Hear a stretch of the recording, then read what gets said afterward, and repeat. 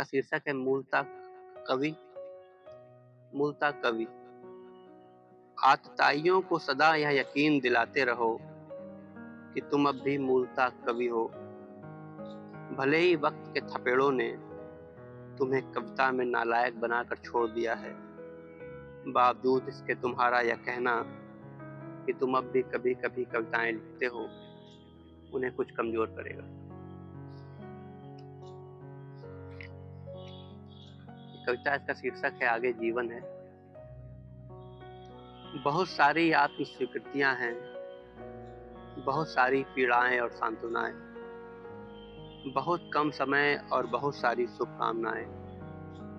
हालांकि सब परिचित पीछे छूट चुके हैं, अब बस एक बहुत छोटा सा कमरा है जहां एक सीलिंग फैन अपनी अधिकतम रफ्तार में घूमता रहता है, और जहां जब मैं हर सुबह टूटते हुए बदन के साथ उठता हूं तब भविष्य वहां पहले से ही मौजूद होता है, यह समझाते हुए कि मुझे अवसाद और नाउम्मीदियों से बचना है, थकान और नैराश्य से भी, ईर्ष्या और अधैर्य से भी।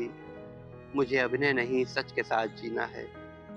जबकि यह दिन ब दिन मुश्किल होता जाएगा, भरमाएगा आसपास पड़ोस और नगर, लेकिन घड़ा नहीं, सब कुछ में यकीन बचाए रखना है मुझे।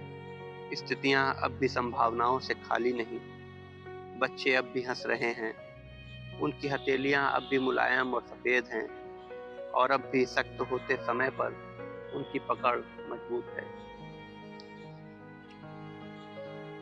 एक कविता इसका शीर्षक है अंततः। जीवन में कहीं कुछ खो देने के अनेक सिलसिले थे, जो कहीं खो दिया गया उसकी जगह कहीं कुछ और भी खोया जा सकता था। मसलन आपाधापियां कहीं खोई जा सकती थी, समुद्रों, नदियों, पहाड़ों और जंगलों के बरक्स, लेकिन एक साइकिल बची रह गई कहीं, और स्मृतियां कहीं खो गईं। इसी दरमियान एक आदमी साइकिल से कहीं जाते जाते कहीं खो गया। वह समुद्रों के बारे में कम जानता था, नदियों के बारे में और भी कम, और पहाड़ों और जंगलों के बारे में और भी कम।